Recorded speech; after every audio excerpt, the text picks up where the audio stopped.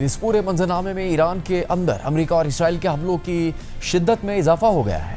और ईरान के मुख्तलिफ शहरों में सिविल और फौजी इंफ्रास्ट्रक्चर को निशाना बनाया जा रहा है। गुज़श्ता रात अमेरिका ने ईरान के शहर इस्फहान में ईरानी फ़ौज के असलहे के डिपो पर बड़े पैमाने पर फ़िज़ाई हमले किए, जिसके नतीजे में डिपो में बड़ी आग भड़क उठी थी। मीडिया रिपोर्ट्स के मुताबिक इस्फहान पर हमलों के दौरान मिसाइल डिपो और तैयारों के हैंगर तबाह हो गए। इस्फहान में हमले के बाद की वीडियोज़ में आग के बुलंद शोले और धमाकों के बाद पैदा होने वाले सेकेंडरी धमाके भी देखे जा सकते हैं।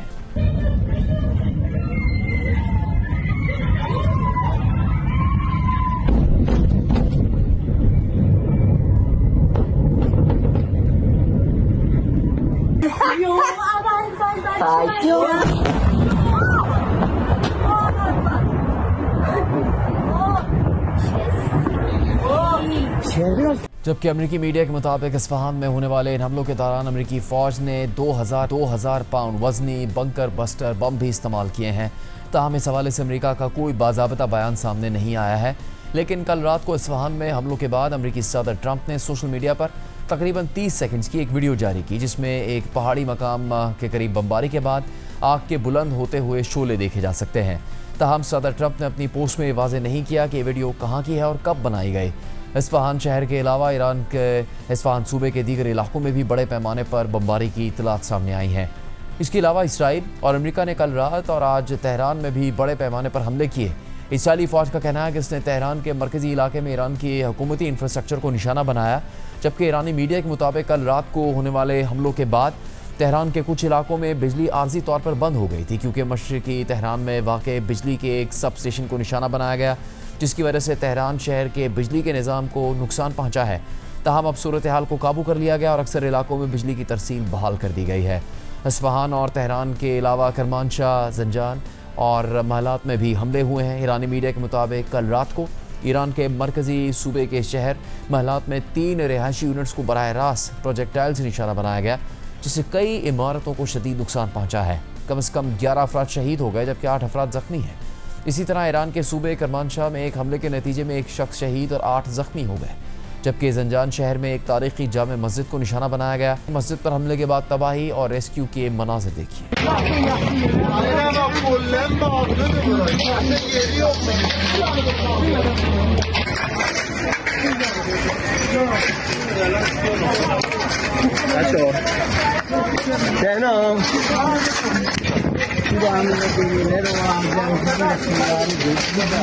सूरत हाल में ईरान के साबिक वज़ीर ख़ारजा जवाद ज़रीफ़ के मुताबिक अमेरिका और इसराइल के हालिया हमलों के दौरान ईरान की बड़े फार्मास्यूटिकल कंपनी तौफीक दारू रिसर्च कंपनी को भी निशाना बनाया गया है, जो कैंसर समेत दीगर बड़े अमराज की अदवियात तैयार करती है। जबकि इस हवाले से ईरान के वज़ीर ख़ारजा अब्बास अराग़ची ने एक्स पर पोस्ट करते हुए लिखा कि इसराइल में बैठे वॉर क्रिमिनल्स अब खुलेआम और बेशर्मी से दवा साज कंपनियों पर भी बमबारी कर रहे हैं। उनके इरादे वाज़ेह हैं, लेकिन उनका अंदाज़ा गलत है, क्योंकि अब वो लाचार फ़लस्तीनियों से नहीं लड़ रहे और हमारी ताकतवर मुसल्लह फ़ौज इन्हें सख्त सज़ा देंगी। इस सारी सूरत हाल में अमेरिका और इसराइल के हमलों के जवाब में ईरान की जानिब से भी इसराइल समेत खत्ते भर में हमलों का सिलसिला जारी है और आज भी बहरीन, मुत्तहिदा अरब अमारात और सऊदी अरब में ईरान ने ड्रोन्स और मिसाइल दागे हैं। मुत्तहिदा अरब अमारात के हुकाम के मुताबिक आज उसके फ़ज़ाई दिफाई निज़ाम ने कम से कम 12 ईरानी मिसाइल्स और 20 से ज़्यादा ड्रोन्स को इंटरसेप्ट करके गिराया है। ताहम जनूबी दुबई में इंटरसेप्ट किए गए एक मिसाइल का मलबा एक रिहायशी इलाके में गिर गया। कल रात को दुबई पोर्ट पर खाम तेल से लदे एक कुवैती ऑयल टैंकर पर भी ड्रोन हमला हुआ, जिससे टैंकर में आग लग गई थी। इस हवाले से अमीराती हुकाम का कहना है कि दुबई पोर्ट पर खड़े और खाम तेल से लदे कुवैती ऑयल टैंकर पर मुमकिन ईरानी ड्रोन हमले के बाद आग लगी थी, जिस पर अब काबू पा लिया गया है। अब तक इस टैंकर से तेल के किसी अखराज की इतला सामने नहीं आई है। सारा अमला भी महफूज है। इसके अलावा सऊदी अरब की तरफ भी आज मुतअद्दिद ईरानी मिसाइल्स और ड्रोन्स दागे गए। ताहम सऊदी हुकाम के मुताबिक उसके दिफाई निज़ाम ने ईरान की तरफ से दागे गए 8 बैलिस्टिक मिसाइल्स और 10 ड्रोन्स को रोक कर तबाह कर दिया, जिनमें से 3 मिसाइल्स सऊदी दारुल-हुकूमत रियाद की तरफ दागे गए थे,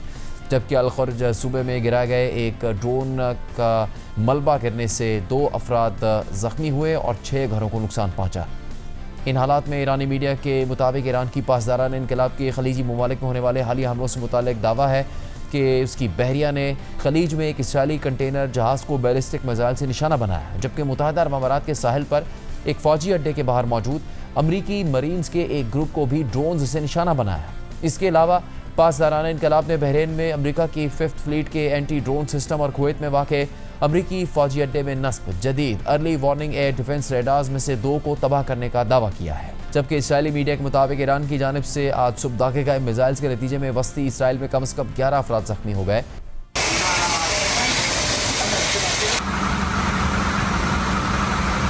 اس کے علاوہ لبنانی مسلح گروپ حزب اللہ کا کہنا ہے کہ اس نے ڈرونز کے ذریعے اسرائیل کے فضائی دفاعی نظام کو نشانہ بنایا ہے، جبکہ اسرائیل کا کہنا ہے کہ جنوبی لبنان میں 4 مزید فوجی ہلاک ہو گئے ہیں اور 2 مارچ سے اب تک جنوبی لبنان میں کم از کم 10 اسرائیلی فوجی ہلاک ہو چکے، جبکہ لبنان میں اسرائیل کے حملوں کا دائرہ کار وسیع ہو گیا ہے اور اسرائیلی فورسز بمباری کے ساتھ ساتھ زمینی فوج کے ذریعے جنوبی لبنان میں اپنے قبضے کو مزید مضبوط کر رہے ہیں۔ لبنان کی نیشنل نیوز ایجنسی کے مطابق آج اسرائیلی ڈرون حملوں میں جنوبی لبنان میں 4 افراد مارے گئے، جبکہ جنوبی لبنان میں 2 الگ الگ واقعات میں اقوام متحدہ کے امن دستوں یعنی پیس کیپنگ مشن میں شامل 3 اہلکار بھی مارے گئے ہیں۔ تینوں کا تعلق انڈونیشیا سے ہے۔ اس سے پہلے اتوار کی رات کو جنوبی لبنان میں ہی ایک گاؤں کے قریب واقع اقوام متحدہ کی امن فورس کے اڈے کے قریب ایک پروجیکٹائل گرنے سے دھماکہ ہوا، جس میں ایک فوجی مارا گیا تھا اور ایک زخمی ہو گیا تھا۔ دونوں کا تعلق انڈونیشیا سے تھا اور اس ساری صورتحال میں آج ایران کے جنوبی ساحلی شہر بندر عباس میں ایران کی پاسدارانہ انقلاب کی بحریہ کے commander rear admiral Ali Raza تنگسیری کی نماز جنازہ ادا کر دی گئی، جس کے بعد انہیں بندر عباس میں ہی دفن کر دیا گیا۔ بندر عباس میں علی رضا تنگسیری کے جنازے میں ہزاروں افراد شریک ہوئے، جنہوں نے علی رضا تنگسیری کی تصاویر کے ساتھ ساتھ ایران کے جھنڈے بھی اٹھا رکھے تھے۔ واضح رہے کہ اسرائیل نے 26 مارچ کو پاسدارانہ انقلاب کی بحریہ کے سربراہ علی رضا تنگسیری کو شہید کرنے کا دعویٰ کیا تھا، جس کی تصدیق پیر کو ایرانی حکام نے کر دی تھی۔ دوسری جانب اسرائیل کی غزہ اور مقبوضہ مغربی کنارے میں بھی جاری ہے، جبکہ اب اسرائیلی پارلیمنٹ نے فلسطینی قیدیوں کو پھانسی دینے کا متنازع قانون بھی منظور کر لیا ہے اور اس قانون کے تحت مقبوضہ مغربی کنارے میں فلسطینیوں کے لیے موت کی سزا کو بطور ڈیفالٹ سزا مقرر کر دیا گیا ہے۔ یعنی اگر کسی فلسطینی کو فوجی عدالت کی طرف سے دہشت گردی قرار دیے جانے والے کسی واقعے پر سزا دی جاتی ہے تو اسے سزائے موت دے دی جائے گی، اور اس اقدام کو یورپی ممالک اور حقوق انسانی کے گروپس کی جانب سے شدید تنقید کا نشانہ بنایا گیا۔ اسے امتیازی سلوک قرار دیا گیا کیونکہ یہ سزا صرف فلسطینیوں پر لاگو ہوگی، اسرائیل کے اپنے شہری اس سزا سے مستثنیٰ ہوں گے۔ تاہم رپورٹس کے مطابق بظاہر اس قانون کے تحت یہودی اسرائیلی بھی اس قانون کے تحت موت کی سزا کے اہل ہو سکتے ہیں۔ موت کی سزا کے اہل ہو سکتے ہیں، لیکن عملی طور پر ایسا تقریباً یقینی طور پر نہیں ہوگا، کیونکہ موت کی سزا صرف اسی صورت میں دی جا سکتی ہے جب حملے کا مقصد اسرائیل کی ریاست کے وجود کو ختم کرنا ہو۔ اسرائیل کے وزیر قومی سلامتی بن گوئر کافی عرصے سے اس بل کو منظور کروانے کی کوششیں کر رہے ہیں اور کل اسرائیلی پارلیمنٹ سے بل منظور ہونے کے بعد وہ اور دیگر انتہائی دائیں بازو کے اسرائیلی اراکین پارلیمنٹ انتہائی خوش تھے اور بن گوئر بل کی منظوری کے بعد بہت زیادہ جشن مناتے ہوئے دکھائی دیے، جبکہ اسرائیل کے وزیر اعظم نیتن یاہو نے بھی اس بل کے حق میں ووٹ دیا۔ رپورٹس کے مطابق اسرائیلی پارلیمنٹ سے 48 کے مقابلے میں 62 ووٹ سے منظور ہونے والے اس بل کے مطابق موت کی سزا پانے والے قیدیوں کو ایک الگ جیل میں رکھا جائے گا، جہاں صرف مجاز عملے کے افراد ان سے ملاقات کر سکیں گے اور انہیں قانونی مشاورت صرف ویڈیو لنک کے ذریعے دستیاب ہوگی۔ رپورٹس کے مطابق اس بل میں یہ بھی شقیں شامل ہے کہ موت کی سزا کو سنائے جانے کے 90 دن کے اندر پھانسی کے ذریعے نافذ کیا جائے۔ اس میں کچھ تاخیر کی اجازت دی گئی ہے، لیکن رحم کے معاف کیے جانے کی کوئی ضمانت نہیں ہے۔ واضح رہے کہ اسرائیل نے 1954 میں قتل پر موت کی سزا ختم کر دی تھی اور اسرائیل میں آخری دفعہ کسی کو موت کی سزا 1962 میں دی گئی تھی، جب نازی دور میں یہودیوں کے قتل عام کی منصوبہ بندی کے الزام میں ایک شخص کو سویلین ٹرائل کے بعد پھانسی دی گئی۔